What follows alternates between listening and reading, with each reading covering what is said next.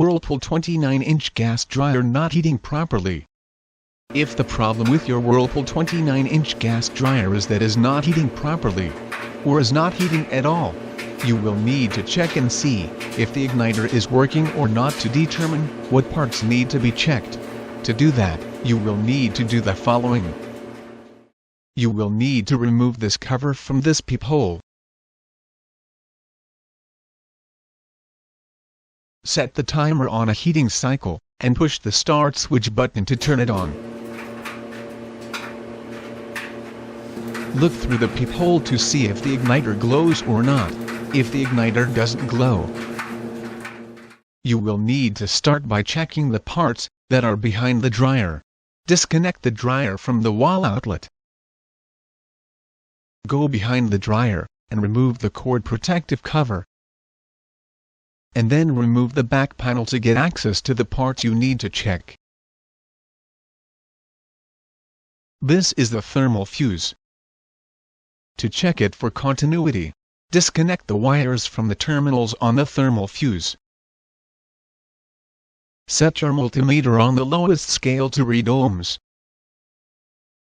Take a reading between the two terminals. If the reading is close to 0 ohms, the thermal fuse is good. If the reading is infinity, the fuse is blown, and the manufacturer suggests replacing the thermal fuse and the operating thermostat at the same time.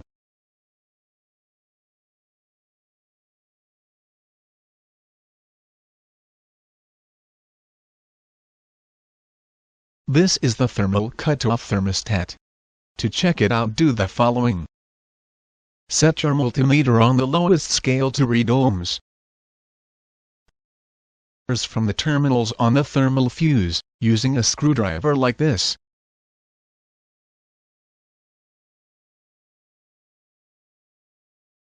Take a reading between the two terminals. The reading should be close to 0 ohms. If the reading is infinity, the thermostat is blown, and the manufacturer suggests replacing the thermal cutoff thermostat and the high limit thermostat at the same time.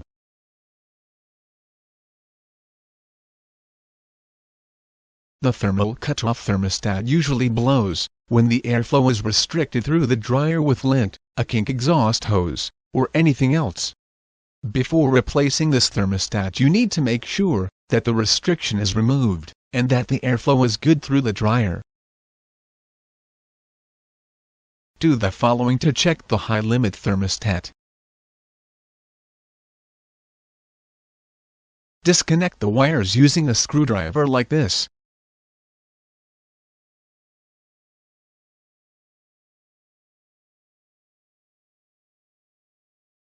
With the multimeter on the lowest scale to read ohms, take a reading between the two terminals on the thermostat. The reading should be close to 0 ohms. If the reading is infinity, the thermostat is bad and must be replaced. To check the operating thermostat, do the following. Disconnect one of the red wires from the thermostat. With your multimeter on the lowest scale to read ohms, take a reading between the terminal that you just removed the red wire from, and the other terminal with the red and white wire connected to it. If the reading is about 0 ohms, the thermostat is okay. If the reading is infinity, the thermostat is bad and must be replaced. To check the contacts inside of the timer, do the following. Make sure that the dryer is disconnected from the wall outlet. Set the timer on a drying cycle. Go behind the dryer and remove the control's back panel. With your multimeter still on the lowest scale to read ohms, take a reading between the terminals of the black wire and red wire connected to the timer.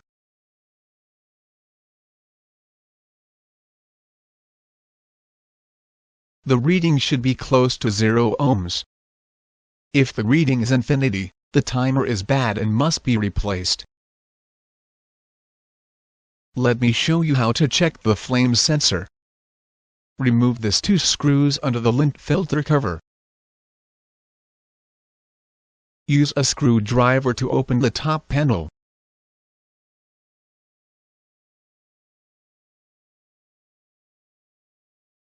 In order to keep the tumbler drum in place, do the following.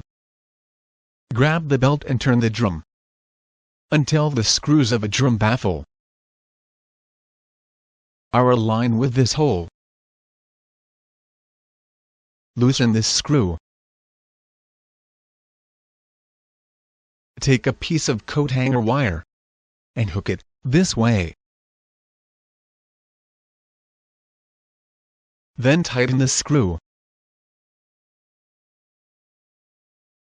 This will hold the drum in place. Disconnect the door switch from the wire harness, like this.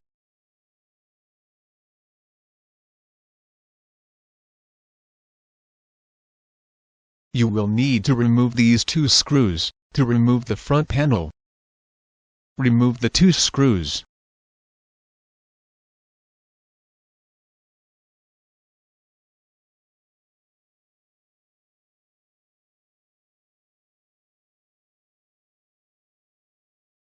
Push the front panel forward. Disengage the front panel from the 2 bottom hooks, and take it out.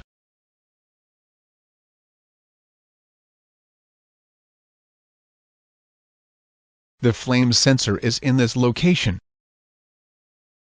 Here is another view of the flame sensor. Disconnect the dryer from the wall outlet. Disconnect the white wire and blue wire from the flame sensor.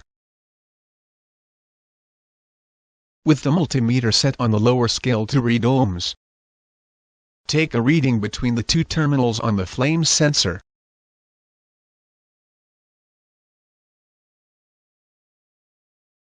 The reading should be close to 0 ohms.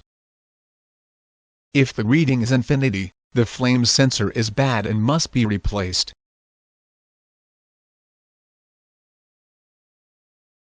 To check the igniter, do the following. Set your multimeter on a scale that could read at least 2000 ohms. Take a reading between the white and black wires on the igniter wire harness.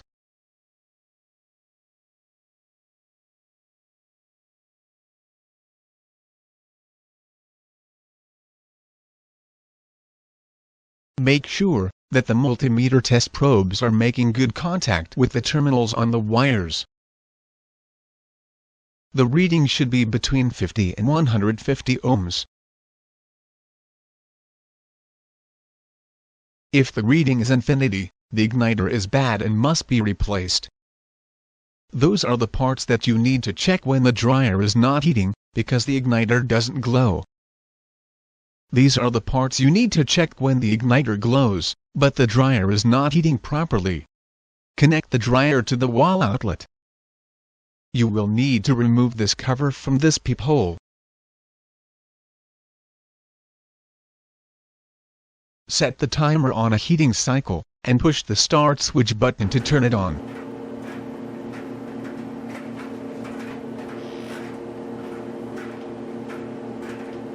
If you see the igniter glow red hot,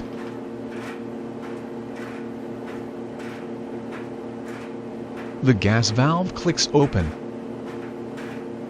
Gas flows and gets ignited.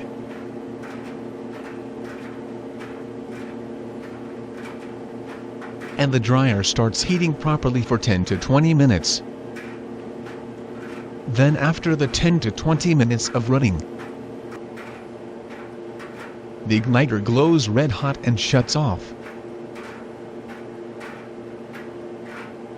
But the gas valve is not opening to let the gas out.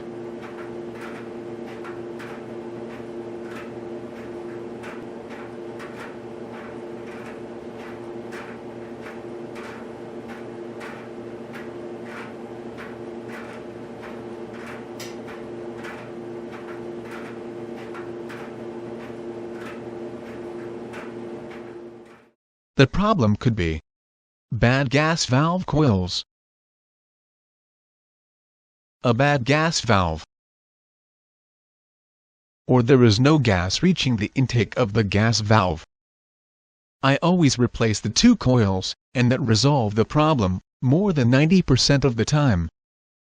If replacing the coils doesn't resolve the problem, then the problem is in the gas valve itself. You need to check with your city or state to see if you need to be a licensed plumber or pipe fitter to be able to disconnect and replace their gas valve from the dryer before attempting to do so. Here are the readings on the coils on the gas valve. I never go by the readings because sometimes they read okay, and then get hot and stop working. I just replace them when the gas valve fails to open to let the gas out. Set the multimeter on a scale that could read about 2000 ohms. Between terminal 1 and terminal 2. It should read about 1368 ohms. Between terminal 1 and terminal 3. It should read about 555 ohms. Between terminal 2 and terminal 3. It should read about 1925 ohms. Between terminal 4 and terminal 5. It should read about 1264 ohms. If any of the readings is infinity, the coil is bad and should replace the two coils.